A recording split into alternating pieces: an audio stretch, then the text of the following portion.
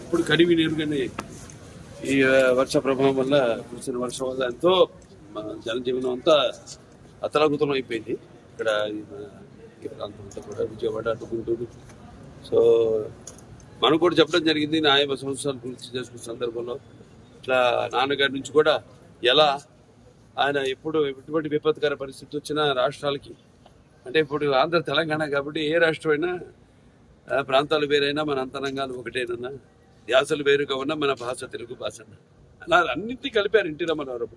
ఓ ప్రాంతానికి ఆపత్తి వస్తే ఇంకో ప్రాంతం వాడిని దాంట్లో భాగస్వాములు చేయడం అదే ఇదంతా అంతా ఒకటే ఒక ఉమ్మడి కుటుంబం వసుదైక కుటుంబం అంతా అన్నదమ్ములం అన్న అందరిని ప్రభావితం చేసి వాళ్ళని అందరినీ ఆదుకునేలా అలాగే మేము కళాకారులు ఆయన్నే ఆదర్శంగా తీసుకుని అప్పటి నుంచి అంటే నేషనల్ డిఫెన్స్ ఫండ్ కానివ్వండి లేకపోతే మన ఉప్పెన కానివ్వండి దివిసీమలో లేకపోతే మన వేరే రాయలసీమ క్షామ నివారణ కోసం అయితేనేమి ఆయన అప్పుడు జోలి బట్టి మిగతా ప్రాంతాలన్నీ తిరిగి ఆయన అడుక్కోవడం జరిగింది డబ్బు.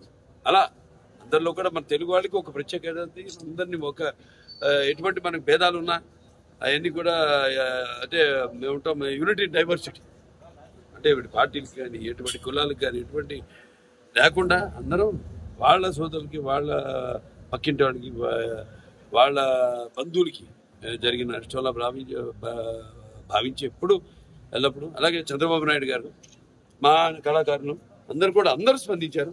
వాళ్ళ సిద్ధు చంద్రబాబు గారు అయితేనేమి లేకపోతే ప్రో విశ్వసేన్ గారు అయితేనేమి అలా చాలా మంది నటులు ఎవరికి వాళ్ళు షూటింగ్లో వాళ్ళ పనులు ఉంటారు.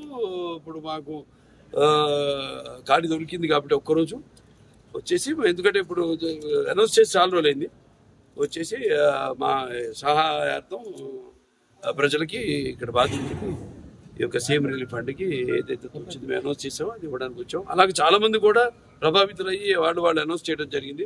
వాళ్ళు తిరిగి సమయంలో వాళ్ళు వచ్చి తప్పకుండా వాళ్ళు ఇచ్చి పెడతారు. వాళ్ళు ఏదైతే ఇద్దాం అనుకున్నారో ఏదైతే వాళ్ళు ప్రకటన చేశారు. అయినా ఇది లేనిపోని రచ్చ చేసి ఈ పేర్లు ఎందుకు లేని పేర్లు ఎత్తడం కూడా అనవసరం. ఏదో ఎంత హాస్యాస్పదం అంటే ప్రభుత్వం సృష్టించిందట ఈ వరదకి అంతకంటే హాస్యాస్పదం అంటే